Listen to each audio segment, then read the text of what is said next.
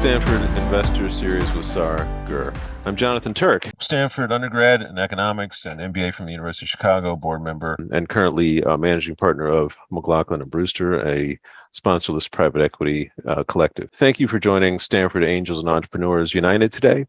We unite the Stanford startup community in innovation centers across the country beyond California with regular remote programming. The format today will start with a fireside to get to know Sar, followed by a short live Q&A. Next, Sar will share his first impression on pitches from some founders here. Note, today's event is for educational purposes only and should not be construed as investment advice nor endorsement. Welcome to today's speaker, Sar Gur. Sar is a general partner at CRV. He has led some of the most notable investments at the firm.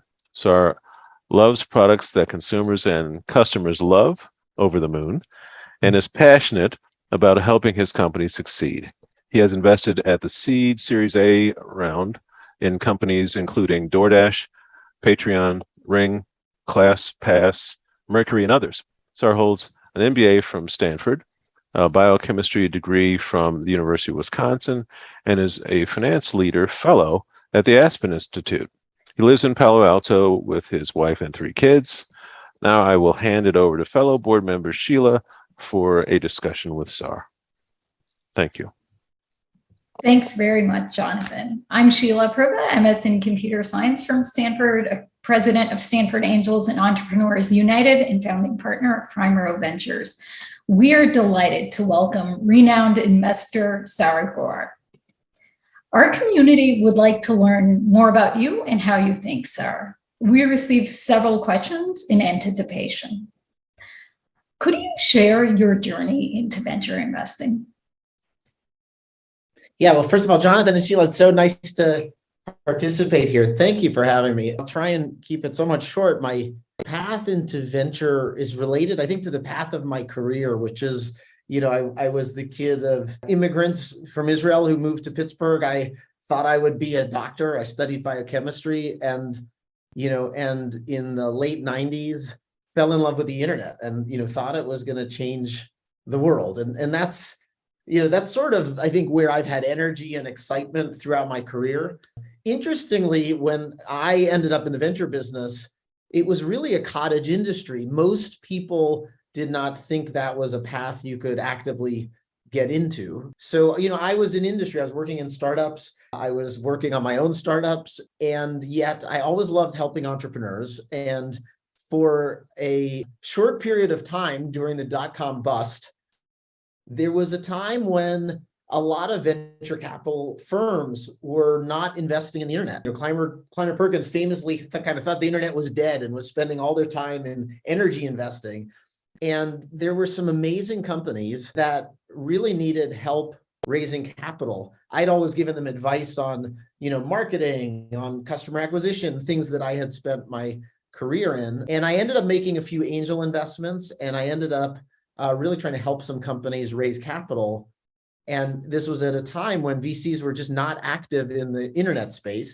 And I sort of got really lucky, honestly, that some of those companies that I ended up investing in and helping raise capital for became interesting companies in Silicon Valley. Some well-known firms like Sequoia and Lightspeed and others ended up funding them. And I had found them as an individual angel investor early and was very involved with them. And so as these things go, as the internet came back and VCs were interested in investing in the internet again, I was in my late 20s, early 30s, and had been associated with some pretty interesting companies. And so, some firms reached out, and basically said, hey, have you thought about, ever doing venture capital? Through that process, I ended up getting recruited by a few firms and ultimately ended up joining the team at CRV. You've been an entrepreneur yourself as well. Yeah. With a notable acquisition. Yeah, right before I joined CRV, I worked with one of my closest friends on a company called BrightRoll that we ended up selling to Yahoo Really, Todd ended up building that business for many years and slaving away at it. But we did start it in my house, in my dining room table, and got to some early product market fit before I left, and also worked on a number of projects that didn't work out along the way. Is there also a yogurt story? There is. That's my wife. She really was the founder, but we ended up starting a homemade yogurt concept called Fresh Yogurt in the Bay Area that we built to 4 stores. That was a challenging business to run, but a quite popular product at the time. So much so that Steve Jobs was one of our best customers, and we're in the book, in his book. He used to come several days a week. And luckily, we got out of that business, and because it gave me an appreciation of how hard the world of atoms versus software is in entrepreneurship. Returning back to investing, how has your approach to investing evolved since the early years? What are the top lessons? I still feel, one of the things that's unique to what we do, which can sometimes seem absurd, is, we're really looking for these outlier businesses, these companies that can have massive impact in the world, but really stand out. And so many things need to line up to create those companies, including a lot of luck. But first is market, and really believing that there's a major change in a market that can create an opportunity for a massive company to be built. Then a incredible founding team, and a great product. And what I found in my career as I've done this is my best investments, I think, have been lucky to have all 3 of those. It's rare at the very early stages when we're often investing to know if the product is right, if the founders are great, or if the market's going to happen. I guess over time, we've hopefully gotten better at having a point of view about each of those. So, I'll use an example. For a long time, when I first joined the business, we would say, like, this founder is great. We didn't really have great language to describe what we meant by that. And I jokingly use the example that my son is in a school that focuses on social emotional learning. And, they basically give him a vocabulary to express his emotions beyond happy. He can use a much broader vocabulary to describe how he's feeling. And I think in a similar way, we've done the same thing at CRV around how we feel about founders. Is it that they are original product thinkers? Is it that they're high IQ? Is it that they're an incredible recruiter of talent? Is it that they're amazing at selling the stock and fundraising? Do they have a unique insight into a market that other people don't see? Like, do they know something the rest of the world doesn't know? The list is quite long, but even, as it relates to your question, I think one of the things that we're able to do better is not just instinctually say this is a great founder, but really spend time with the team before we invest to have a more refined point of view of exactly, like, what is our point of view about the traits, the strengths, and the weaknesses of the team. And I would say the same thing would then apply to product and market. Digging a bit into how you make decisions, what convinced you to invest in DoorDash? How about Patreon? I could spend a while on it, on each of those, but in the DoorDash example, I had spent a lot of time in what at that time was Uber, just as a Blacktown car service. I don't think they had launched the broader consumer app yet. And in San Francisco, for those of you that may remember the world before Uber, it was a highly frustrating experience to get a cab at that time. Like, I literally had missed flights, hearing from the cab company that the cab was coming and it never showed up. It was a very high stress moment. And what Uber really had done is taken this moment of anxiety and turned it into a moment of delight. That moment when the car rolls up and it shows up in the app rolling up to you, is this, it takes anxiety, it turns it into delight, right? That it's almost this magical experience. But at the time I was living in Palo Alto and I had a young son. There was no way that I was ever going to give up our dirty minivan to, to basically ride Uber all the time. But my wife and I were working very hard, and there's really not great options for food delivery at the time. If you go back, and it's kind of hard to imagine the world back then, but no one really consistently delivered a great food delivery experience. No one thought about it as a logistics company. You had individual restaurants, mostly pizza stores, that were doing delivery. And so this idea that there could be a pooled set of drivers across restaurants and really run as a logistics company that could, again, create that moment of delight around delivery was very interesting to me. I had a thesis about it, and I ended up meeting all of the companies that looked or smelled like the Uber for food delivery. Venture is funny in that there's also a lot of luck in the business. And in this case, I would share, the skill component and the luck component. The skill component was, I was actually doing diligence on a different company, a company called Fluck, that was based in Menlo Park at the time, that some great investors ended up investing in. Through that, I was doing diligence. I didn't just wing it and give them a term sheet. I was calling restaurants to hear what they thought of the company. And part of the unique advantage that I had was because my wife had these yogurt stores, we knew other restaurant owners in the area. They were happy to get on the phone and tell me what they thought. And my friend Misty, who was a general manager of a restaurant called Oren's Hummus on University Avenue, in a famous email that I later tweeted, said, yeah, this Fluck team is fine, but there's a lot of these guys. You should meet this team out of Stanford that seems to be really thoughtful in how they understand our problem and are building a solution. And so, the skill part was listening to that, not investing in Fluck at the time, chasing down this team at Stanford, which happened to be the team that was weeks into building DoorDash. And I basically also got very lucky. They had just presented in front of, hundreds of investors at Y Combinator. It turned out no one wanted to fund another food delivery company. They were weeks from running out of cash, as Tony would say. And I showed up sort of looking for him, and we were finishing each other's sentences, and in an amazing, relative to the other teams that I had met, it was very clear they wanted to build a local logistics company, starting with food delivery, because they knew that if they could get that use case right, it would create high frequency events that could then lead to a whole bunch of other less frequent local deliveries.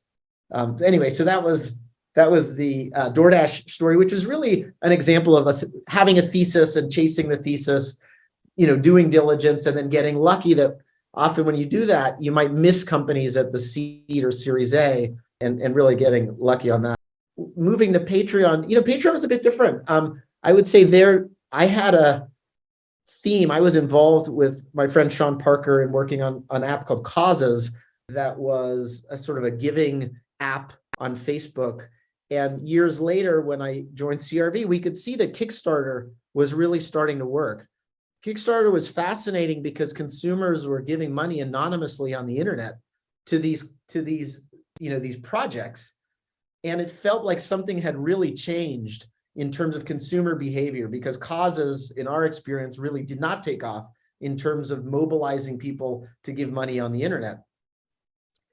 And so in that case, basically, I was very interested in anything that looked like Kickstarter for X was the kind of the theme.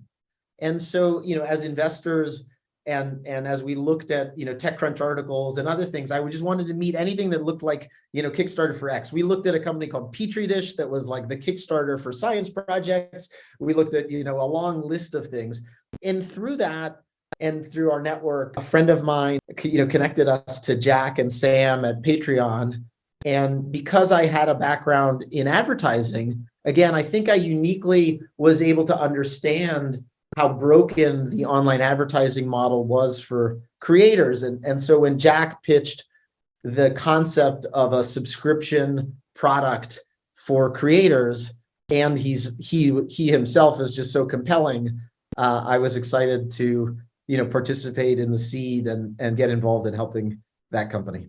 Kind of funny, the month we wired, so Jack processed, just so people get a sense of what we do for a living. DoorDash was, weeks old at the time, only in Palo Alto, doing, a few deliveries a day. Like, it's a tiny little company. Patreon, the month we wired, processed, $8,000 that month to all of their creators. The website had just launched, and Jack was, I think, like 6,000 of the $8,000 was going to Jack, versus today where, we'll process, well over $100 million a month to creators. So yeah, not much more than an idea, and a team and early excitement around, the name of the company, what the product looks like, et cetera. Which companies do you turn away? Any you regret? Well, I appreciate the question.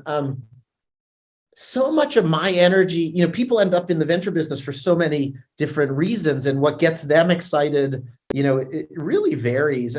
For me, my heart has always been in how the internet was going to change the world. So generally that means, it's software or hardware related. There's some technology. It's not just a brand.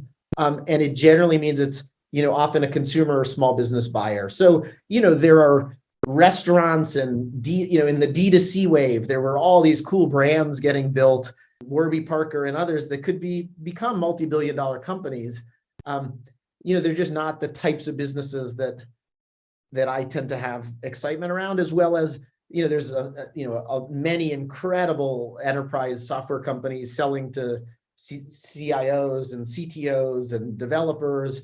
And luckily we have an amazing team here at CRV with other investors who love funding and working with those teams. But for me, my lane is generally like, can this have huge positive impact in the world? Do I believe in the value proposition? And often there's a software / hardware technology component to the business. How do you think about key performance metrics and management team at different investment stages? How have you navigated ambiguities when you're evaluating a company? Often, in the early days when we're investing, startups are all very messy inside. So, I think hopefully we are helpful in the journey is just helping companies figure out what their true north metric should be. Like, because startups are sort of an exercise in prioritization and you can't do everything. So, often for us, it's trying to help, should it be, revenue, or should it be, at a very early stage, happy customers, retained customers before we focus on growth? We spend a lot of time trying to figure out what is the right set of priorities for a team and for a company, and then, trying to help them realize whether they're actually executing against that or not. For your thoughts on current trends, how has early stage investing changed in 2022? Exit opportunities appear to have dried up and markets are turbulent. Are you seeing fewer seed and Series A term sheets? What about down rounds? The market in the last, 8 months has definitely been, one of the biggest corrections in 20 years. And it feels like at the same time, software is eating the world, entrepreneurship is becoming global, and there's a lot of capital that we see that's very still available and interested in things at the seed and Series A. So, where it feels like there's been a big slowdown has definitely been in later stage rounds, Series B and up, and definitely for the larger Series A's. Seed is still quite active and even quite active here at CRV. And as we think about it, great companies are going to be started in good times and bad. Often, when I talk about a Patreon or DoorDash, that was 10 years ago, that we made that investment.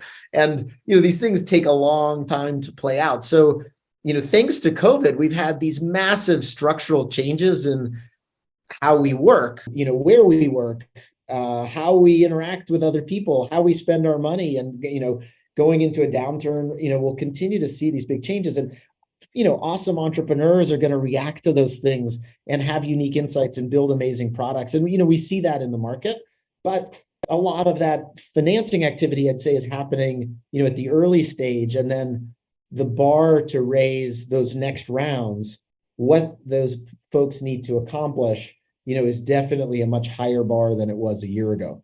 Which areas do you believe are currently underfunded and overlooked relative to their potential?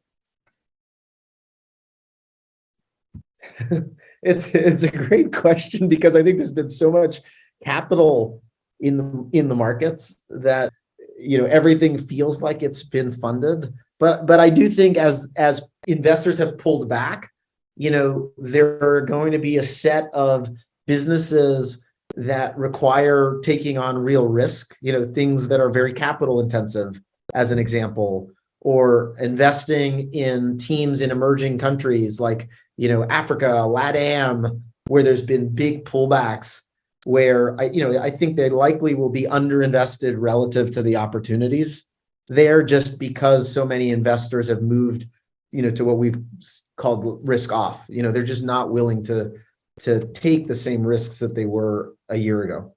For career advice, what would you say to an experienced entrepreneur or investment banker looking to pivot to venture capital? I think the most exciting thing that's happened in our business since when I joined, it was a cottage industry. As I said, you were picked, or, there's very few people, I think, that knew they wanted to do it and found a way to break in. It was a tiny industry, and often the people that were chosen, were, famously at Kleiner Perkins. If you weren't the CEO of a big company like Sun, or the founder like Vinod was when he was at Kleiner Perkins, you just would never get asked to be a venture capitalist at these firms. And that has totally changed, and where the industry probably had hundreds of people 10 years ago, maybe a few thousand, now has probably tens of thousands. So I think you can pick it as a career. I think there's a number of firms, where you can apply yourself and get into it. And I think that's probably the biggest opportunity. At the same time, it's a hard job. And as I said, you're in the job of picking these outliers. And one of the challenges for us as we hire people is it just is very hard to figure out who's going to be good at the job. And so anything, if you're thinking about venture capital, really figuring out in the zone of sourcing, finding interesting companies, picking and having a point of view of what can be big, and then being able to win those projects, anything you can do to sort of market yourself that you can be good at those three things, I think is really important in an industry where there's a lot of people all trying to compete and stand out. And it's really gotten much harder to do that. One last question before we move to the live Q&A is, what's the minimum amount you'd say someone could start angel investing with? It doesn't take a lot of capital, to be an angel investor if you build great relationships with the teams. I want to say it's been a long time, but we were seed investors in Twitter. And I remember Chris Sacca, who's a friend, met Evan Williams at a CEO summit that we had. And I want to say Chris invested like $5,000 in Twitter's round when we invested in that round. $5,000 is a lot of money, but it's not what people often think in terms of needing hundreds of thousands of dollars.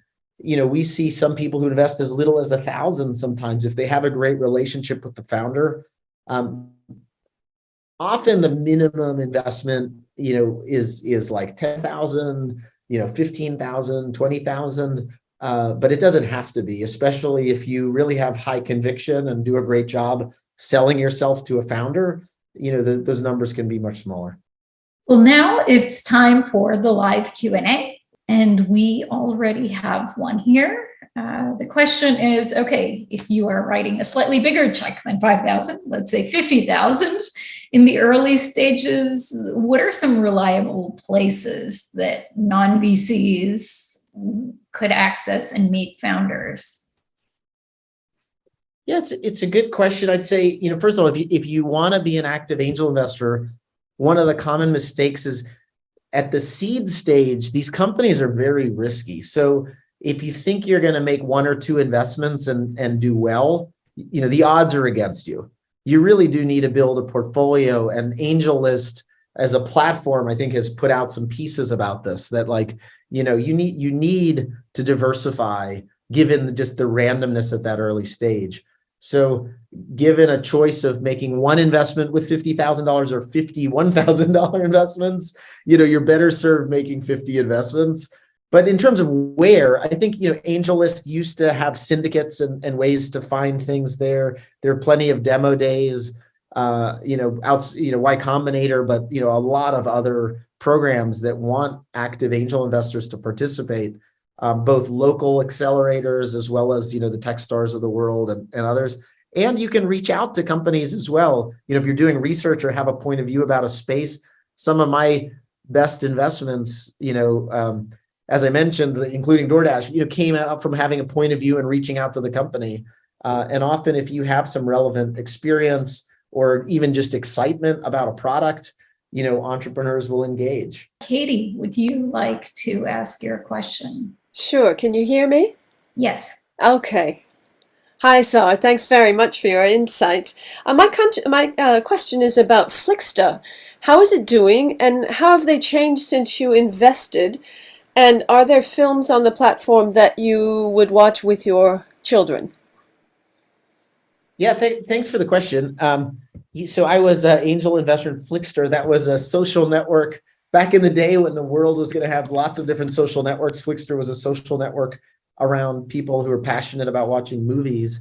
As an investment, it was a great investment. We actually sold the business now over 10 years ago. And so I actually don't even know if the product is even live anymore. As you know, many of the vertical social networks, there used to be a social network for dog lovers called Dogster, and social, you name it, a social network for everything. Most of those disappeared as platforms like Facebook and others built out group functionality, encompassed interest groups into their platform. So I actually don't know if Flixster is around. I do know that at one point, Joe Greenstein, who was a fantastic founder, I think it was in the financial crisis, ended up buying one of the Rotten Tomatoes. And I'm guessing Rotten Tomatoes is still around and serves as a database for, movie lovers, but I'm not current. I apologize. Okay, we have another question from the audience. Is it true that most founders don't want small checks, especially too many small checks, because it affects the cap table? 100%. Dealing with tons of investors is not preferable. Now, at the same time, you need to raise the round, and so I think you always have to balance taking the money from managing lots of small checks. But one of the very cool things that's happened in the past 10 years is now there are actually vehicles that allow you to aggregate a lot of small checks into a single line item on your cap table. AngelList and others do that. And so, that can be another way to include a lot of people. As an example, I have a company called Mercury that in a recent financing raised, I think it was $5 million from customers of the platform. And they were mostly, I think, $1,000 checks, so we're talking about like, a few hundred investors. It sits on the cap table as one line item, thanks to these vehicles. Gary's question is, do you have any advice for serial founders who are thinking about A, joining a late stage startup or recent IPO as an executive versus B, a big company executive job, or C, going into venture as a venture partner or a GP? Oh man, I mean, I think, that advice is so personal. We've seen success. We've seen people be happy and unhappy in each of those choices. And in each case, I think it really is dependent on the person's personality and what they're hoping to get out of their career, what makes them happy every day. The investing job, just to relate to the venture partner GP role, venture is a very different role than running a company, owning a P&L. In venture, as we often say, we're often nose in, hands out. We're not majority owners of these businesses. We're trying to help where we can, but we really do let our CEOs sort of live and die with their decisions, and the management team is out there owning the business. So, being an investor in some ways, is just a very different role than what we find operators who love the day-to-day grind and working with one team, to build a great business. Just has a very different lifestyle and energy and excitement. And I find they both are great, but it's sort of like, pizza and chocolate cake. It's just like, personal preference, what's right for you. Question from Sunny Vo. There are reports of global innovation in other cities, such as Miami, New York, Europe, even comments that Silicon Valley is losing out to the competition. What do you see from your vantage point for the next 5-10 years as it relates to Silicon Valley's relationship to other global hubs? Well, as I mentioned, I think entrepreneurship as a movement, is global, and that's so exciting. And a lot of communities, thanks to COVID, also are now online and global in ways that allow teams and innovation to happen anywhere. We've seen this as an example, in crypto, where many of the personalities are obscured and the locations are obscured, and yet, the innovation, the communities, the sorts of projects coming together entirely online are, incredible and fascinating.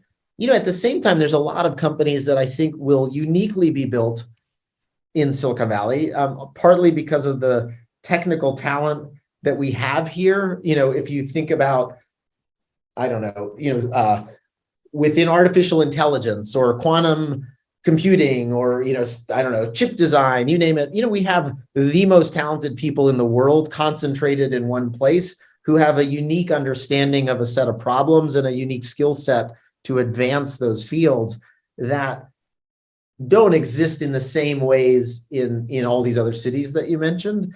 And so I think it's unlikely that we will see a lot of very deep technical startups proliferate globally in the way that I think we will continue to in Silicon Valley. But but all those things are absolutely changing. Joanna? Hi, good morning. Sorry, it's Joanna. I'm the president of the Stanford Club of Singapore. So my video is off because it's really early here. Anyway, thank you for your sharing. I just wanted to ask you a bit about your plans, if there are any plans to do VC funding here in this region in Southeast Asia. I believe that I was just looking up some numbers, and it looks like Singapore has attracted more VC investment per capita in 2022, ahead of Israel and ahead of the US per capita. So I just wanted to find out what your thoughts were about this region. Yeah, thanks for the question. Funny enough, I have very few international investments in my investing career, but I had seeded and led a Series A of a Stanford team that ended up building their company in Singapore called Vicky, that we ended up selling to Rakuten. And I would say that as the industry has grown in scale, people are looking for opportunities globally. And as a result, I think, I expect a lot more funding, in Asia broadly, and in countries like Singapore. For us at CRV, most of the companies we invest in, we're looking for companies that are less focused on local markets as much as, global opportunities. So, when we invest in a company like, Twitter or Zendesk or any of these things, in some ways, their markets we think of as, the global technology markets or the global developer markets. And often then we can invest in a company that's based in Singapore or really anywhere, if they're really dreaming the dream of these global markets. As a firm, we tend to not focus as much on companies that are building, the DoorDash of Singapore or the, Patreon of Singapore, sort of thing. But a lot of other investors are. But overall, I'm very optimistic, especially related to the prior question of, incredible people living all around the world now, collaborating on big global ideas, and they can be physically located anywhere.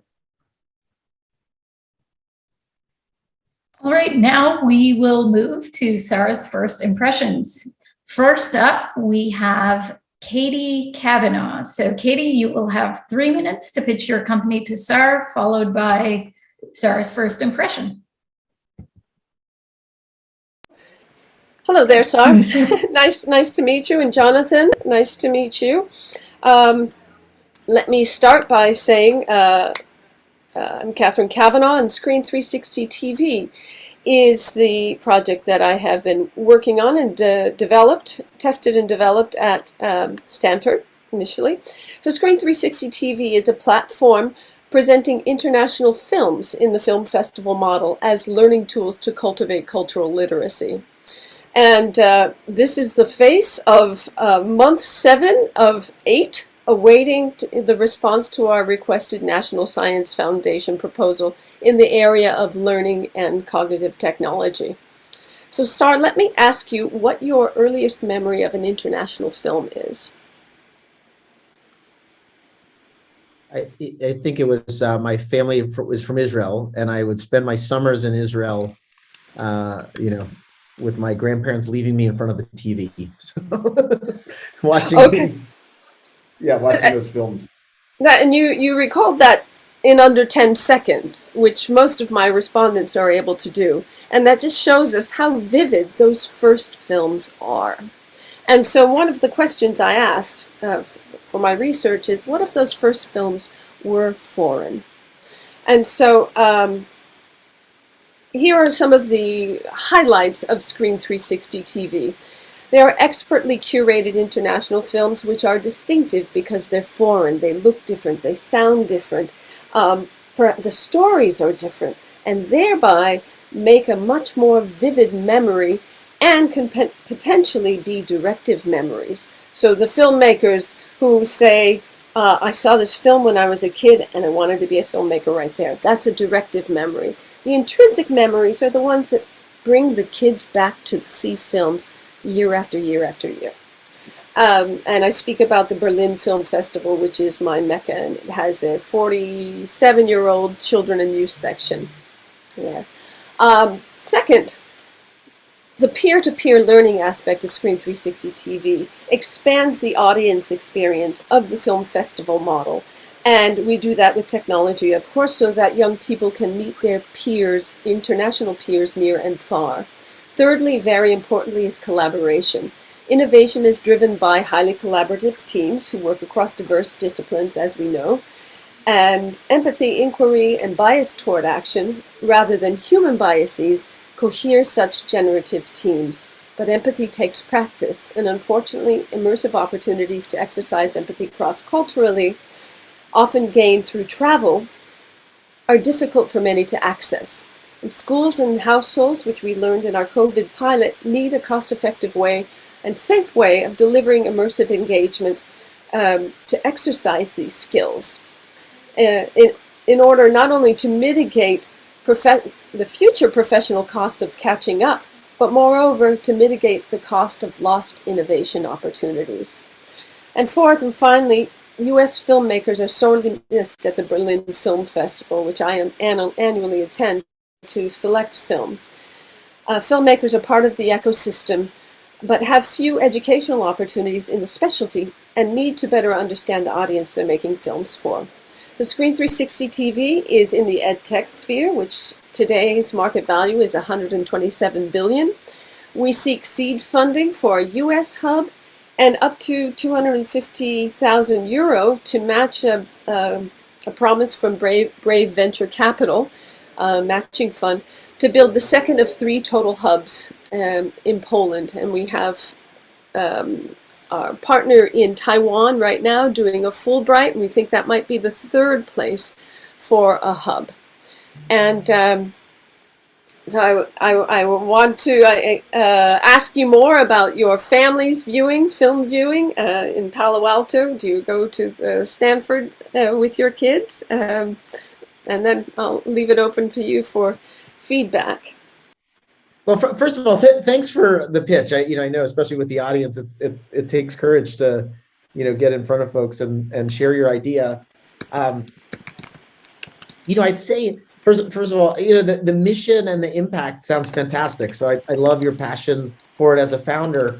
I'll give you my feedback, more as in what I do, evaluating just, businesses, whether they, as I often tell my partners, like, I like businesses that have positive impact, but in any of the companies that I invest in as an investor, ideally, if I just showed you the P&L of the company and I didn't even tell you, what the company did, you should be excited to be in that business, right? And I'd say if you go and look at even like, one of the best venture investments in history, if you go look at Google, and their, their business, it's one of the most insane businesses without even knowing the product that we've ever seen in the history of the world. Anyway, as it relates to your pitch, I guess the feedback I give you on the pitch is that the need itself was a little less clear to me. And what I mean by that is, did you convince me that there's really a consumer need, that people are craving this and this product doesn't exist? And I think that can be the challenge, because you have a lot of passion around the impact that this product can have. But what I couldn't quite tell is, like, are you giving me spinach that I don't want to eat, or am I or is this a product that I'm already looking for, but it just isn't in the market? And I would just encourage you to fine tune how you talk about the need, or you could focus on the filmmakers as the customer, and really talk about their need of, once they produce a film, how their needs are not being solved.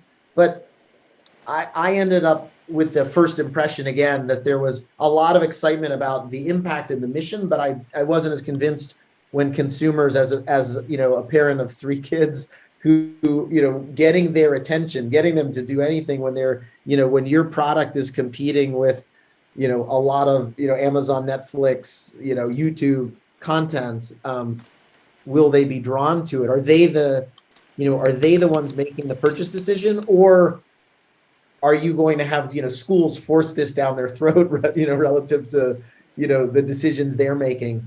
I just think, as you talk about the pitch, I would really fine tune that story and that insight to sell it better. Yeah, sure. Thank you. Those are helpful. Thanks, Katie. Thank you, Sheila. Thank you, Jonathan. Milan with Finney. Milan. Hi, Sarah and Sheila. How are you doing? Great. Thanks for joining. Finney is an AI-based financial wellness platform for U.S. employers. We're helping U.S. employees manage the biggest stress in their life. And we're doing that through a combination of data science and by tightly integrating with benefits. So they're essentially better utilizing benefits that they already have at work. Our team was founded by 3 people. Myself, I'm a GSB alum, and I'm also, most recently, I was running the technology group at Oracle. My co-founder, Chihi, came from the finance background. Most recently, she was running enterprise sales at MSCI, and before that, she was a financial planner. And my co-founder, Eric, is the CTO, and he was the lead data scientist at Branch. In terms of the big problem we see with financial wellness, it's one of the biggest problems that people have in life. And U.S. employers are losing $1.3 trillion on average per year on productivity loss and absenteeism due to financial stress. The existing solutions on the market are fragmented. They're very narrow in scope, and they tend to cater to a very specific employee profile. The utilization rate tends to be fairly low, 10 to 15% on average, and which makes them really costly for employers. So employers are paying an average $7 or $10 for every single solution in the financial wellness space, and those solutions are not even getting used. Our solution, what we're proposing and what we're building, is an AI-based holistic financial platform that's fully integrated with benefits. First, it's based on data science, and it offers a personalized financial playbook for every employee. It's holistic, and by that we mean it covers all areas of financial wellness, not just one sliver, like financial coaching or earned wage access. Over time, we're building the full stack, and it's integrated with benefits. So it's offering alerts to users, to employees, to maximize the use of benefits, and also offers simple and guided enrollment. We've been around for 2 years. We're going to be looking to raise our first seed round this coming fall, and I would love to hear any kind of any thoughts related to our overall story and the feedback that you may have. In a very important thing before I leave, I should say that we have 10 live customers right now. Those are signed contracts. 4 of them are live in production today, and 6 of them are LOIs that are launching in January 2023. And we're rapidly expanding from there. So yeah, that's our story. Great. Well, thanks again for sharing the story. It's very, very cool.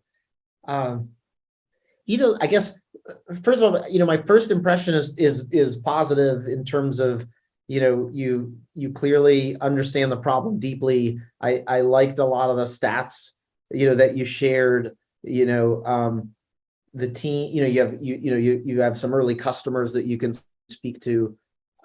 Maybe a couple thoughts. First of all, just on the pitch.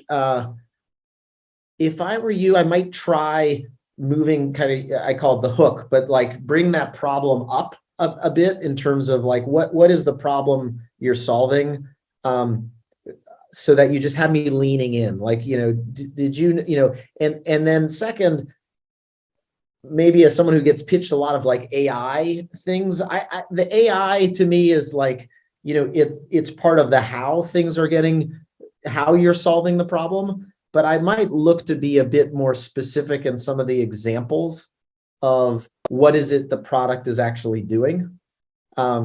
So what sort of decisions, if AI is part of the answer of why you do it better than others, great, but then explain to me why, versus having some analysts make decisions and push it, you need like, how is your, and I think related to that, I kind of leave wondering, does the product work, and is it really that much better than other folks out there? And so you just might think about, okay, now that you're in the product, do you have product market fit, and is it that much better than competitive solutions? How do you speak to that? I often find, for what it's worth, that in a broad pitch like yours, sometimes just a single customer journey story can show a unique insight, both into, your understanding of the problem, the solution that you've built, and why it's so much better. So sort of like, of your 10 customers, you could pick one and say, like, let me tell you about, company X and why, 10, they have, these huge issues, and they tried everything, and, and kind of how you're different and what you're solving for them, can be another way to tell that pitch in a few stories. Because one of the things that's, I think, really important in fundraising broadly is, as human beings, we all live with stories. Stories is just culturally how we understand concepts, and also how we transmit information. So if I leave very excited about your company, and then I go and talk to one of my partners, what am I going to tell them? What is that story? And so sometimes arming me with just an easy concept, that is easy to remember, that just demonstrates the value, I think can really help you quite a bit. Yeah, thank you. I couldn't agree with more with anything you said. So thanks for the feedback. As I said, this is super impromptu for me. So appreciate you hearing me out. Yeah, thanks. Good luck. Thank you. Thanks very much. Now, a final question for you. What's your advice for angel investors who love to replicate your investing success? A lot of it is the hustle. I mean, there's no other way, again, hopefully through some of these stories, you hear that it wasn't just investing in my friends, that led to my success. I think a lot of it was having a point of view about a market that could be big, and then, trying to put myself out there and meet folks that were working in those areas. I'd go back to like, a long time ago.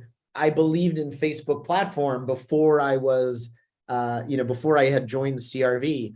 And I would go to, the early Facebook events and meet other developers who were working on Facebook platform. And, that ended up leading to my investments in things like Flixster and others. But it was, having a point of view about a market and then really putting yourself out there, networking, teasing apart, okay, of the, thousands of apps on Facebook, which developers, which teams do I want to help? Which ones do I want to be involved in? Takes a lot of work and hustle. So I don't think it's something you can easily do, just without spending the time. Well, thanks very much, Sar, for joining us today. We appreciate your time and perspective.